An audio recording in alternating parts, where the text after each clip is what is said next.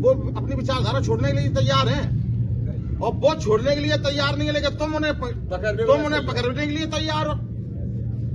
आज जैसे ये है, देखो कभी कभी अभी जैसे मैं गया था वहां पे घाट पे गया, तो घाट पे मोमबत्ती से आज मुखाग्नि दी गई, वहां पे कंडा नहीं ले जाया गया। अब आप सोचो कि कंडा आज के 50 साल पहले 100 साल पहले क्यों कंडा ले जाया गया था? रुको एक मिनट, क्या है? क्योंकि माचिस नहीं थी।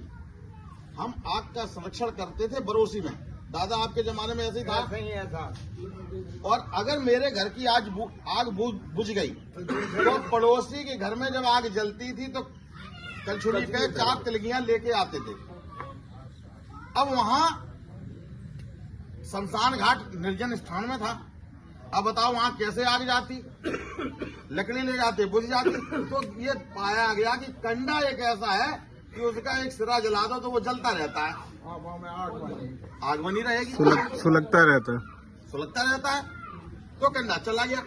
आज तो शमशान घाट में 50,000 माचिस है, और जो गंडा घर में आपने लगाया वो क्या अपने आप प्रकट हो गई थी उसमें आग? वो भी तो आखिर माचिस से ही तो लगाई गई। अब हम उनका ही नहीं लगा पाए रहे, माचिस वहां लगा लो, लेकिन नहीं साहब हम तो कंडा यहां से ले जाएंगे। तो हम परंपराओं को ही तो चला रहे, नहीं चला रहे। और बात हम क्या कर रहे? बात हम करेंगे बुद्धम शरणम गच्छामि। जो जागा है अविद्या से, जो सोचने और समझने लगा है, जैसे एक ज्योतिबा फुले ने की लाइन लिखी, विद्या बिना मति नहीं, मति बिना नीति नहीं, नीति बिना गति नहीं, गति बिना धन नहीं, और धन के अभाव में शूद्र बनकर रह गई। आज हमारी जो स्थिति है पिछड़ेपन की, हमसे यही तो ले लिया, हमसे शिक्षा ले ली, हमसे असला ले लिया और हमसे धन ले लिया। जो ये तुम्हारा रक्षा सूत्र जो बांधते ना, जो राजा बलि, जो हमारा अंतिम राजा के बारे में कहा जाता है, तो क्या कहा जाता है? एन बद्धाम बलि राजा दान वेंद्रो बलि राजा महाबला, एन त्वाम प्रतिबद्ध नाम रक्षे माचल माचल। यही धागा बांध करके ये तो गुलाम बनाया। क्या हम उस आस्था से टकरा पा रहे? आज भी कितने वक्ता आपके बीच में आए, मानवर कांसीराम जी आए, बाबा साहब आए, तमाम कबीर पंथी संत हमारे बीच में आते, तमाम हमारे बुद्ध अनुयायी हैं, बुद्ध के विचारक हैं, और जो हमारा भिक्षु है, बौद्ध उपासक है, कितने बार आपको रूढ़ियों के लिए मना करता है, क्या आप मान पाए? लेकिन हाँ, तुम्हारे बीच में कोई नेता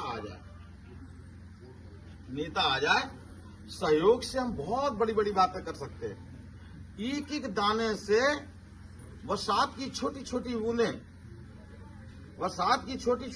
जब जमीन पर गिरती हैं तो बड़ी बड़ी नदियों में भी सैलाब लाते हैं, चंबल बन जाती हैं, सामने बन जाती हैं, पचनदा का संगम बन जाती हैं।